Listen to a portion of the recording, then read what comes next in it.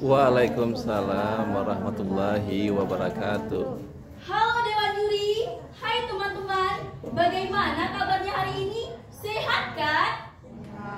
Sudah pasti sehat ya. Anak kecil berlari-lari sambil bernyanyi. Perkenalkan, nama saya Pelangi dari SMPN 4 Ampek Nagari. Kali ini saya akan membawakan sebuah dongeng dari Sumatera Barat, yaitu Legenda Danau Kembang. Kisah Inyak Gadang dan naga yang marah-marah.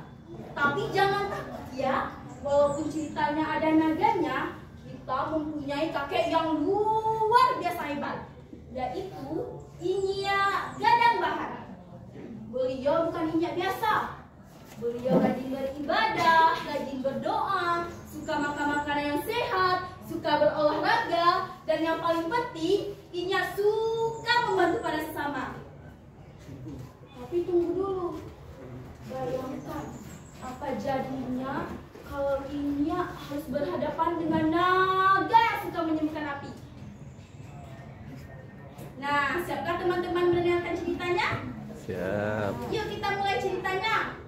Alkisah, sebelum Pulau Sumatera masih disebut dengan negeri Andalas, hiduplah seorang kakek tua yang kuat dan bijaksana. Beliau bukan kakek biasa, tubuhnya yang tinggi dan besar, dan ia memiliki kapal raksasa yang hampir sebesar dirinya sendiri. Bayangkan, seorang kakek tua yang mampu menebas pohon hanya dengan satu kali tebasan kapak saja.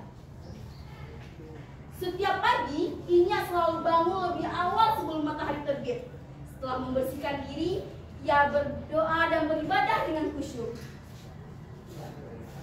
Ya Tuhan, berilah aku kekuatan dan kesehatan hari ini, agar aku dapat bekerja dengan jujur dan membantu siapa saja yang memerlukan. Ucap Inyak Gadang Bahar dengan lembut sambil menadahkan tangan. Setelah matahari terbit, Inyak selalu memulai harinya dengan olahraga ringan, seperti berjalan mengelilingi bukit dan naik turun bukit kecil di rumahnya. Tahukah kalian bahwa hanya dengan satu kali langkah kecilnya saja, bumi bisa bergetar loh? Pagi ini, Inyak membawa kapaknya dan berjalan ke arah hutan. Pagi yang cerah, waktunya mencari kayu bakar agar dapur tetap hangat. Ketika Inyak berjalan melewati jalan kampung, tanah di sekitarnya pun ikut bergetar, sehingga nenek tua lenta yang sambil berjalan pun ikut terluyun karena getaran itu. Untungnya Inyak Gadang Bahar dengan sigap menangkap sang nenek. Hap, maafkan saya, Nek. Saya tidak berhati-hati sehingga membuat nenek hampir terjatuh. Tidak apa-apa, Nek. Saya cuma terkejut. Kukira lagi gempa bumi.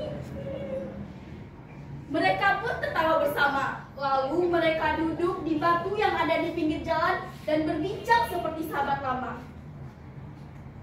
Terima kasih, kau memang. Tapi mau kemana pagi-pagi begini? Aku mau mencari kayu bakar.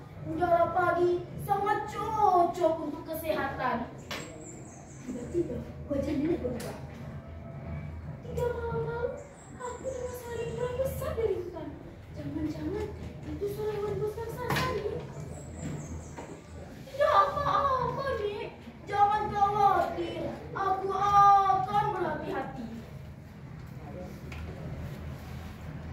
Inyak pun melanjutkan perjalanan itu. Tetapi hari itu hutan tampak aneh. Banyak pohon-pohon dan ranting-ranting yang berjatuhan. Aneh. Biasanya hutan ini damai. Apa yang dikatakan nenek tadi benar. Tiba-tiba terdengar suara gemuruh. Seekor naga besar muncul dari pohon.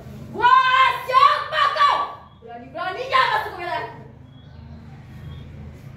Aku hanya lewat, naga besar. Aku tidak bermaksud mengganggu. Siapapun yang masuk ke sini akan aku bakar. Di tengah-tengah pertarungan, Inyak mendengar suara keroncongan dari belakang.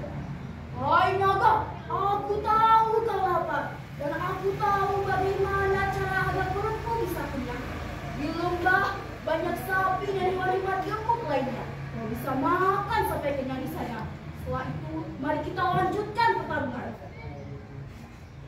Baik, kalau kau berbohong, aku akan menghanguskan kau beserta kampungmu. Setelah naga pergi, Nyak pun bergegas berlari ke kampung sambil mengunjungi lubang.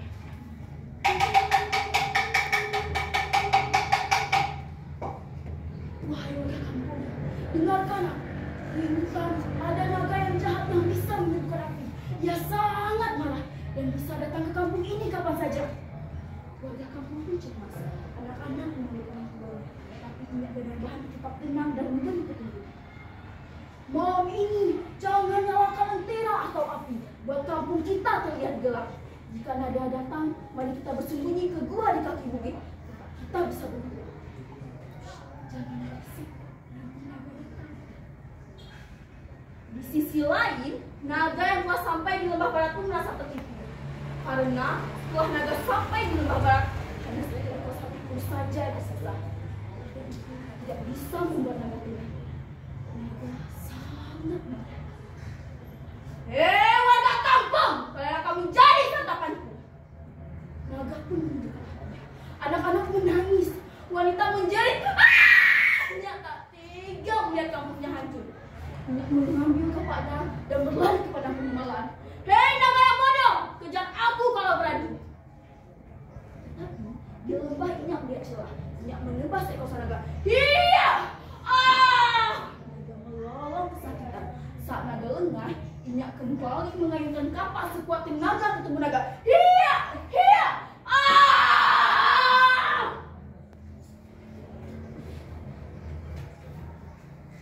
Darah naga mengalir dengan deras. Tepat saat kepala dan ekornya jatuh, menjadi dua cekungan yang sangat besar.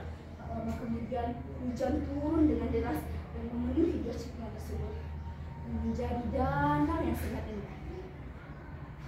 Danau keempat pun terbentuk. Danau atas keempat kepala naga yang jatuh, dan danau bawah tempat ekornya yang jatuh. Padang pengembalaan ini disebut sebagai lahan panjang, dan lembah tempat naga mati disebut sebagai lembah Guman, dari kata lembah naga. Terima kasih telah mendengarkan kita dengan penuh semangat. Wabillahi taufiq wal hidayah. Wassalamualaikum warahmatullahi wabarakatuh.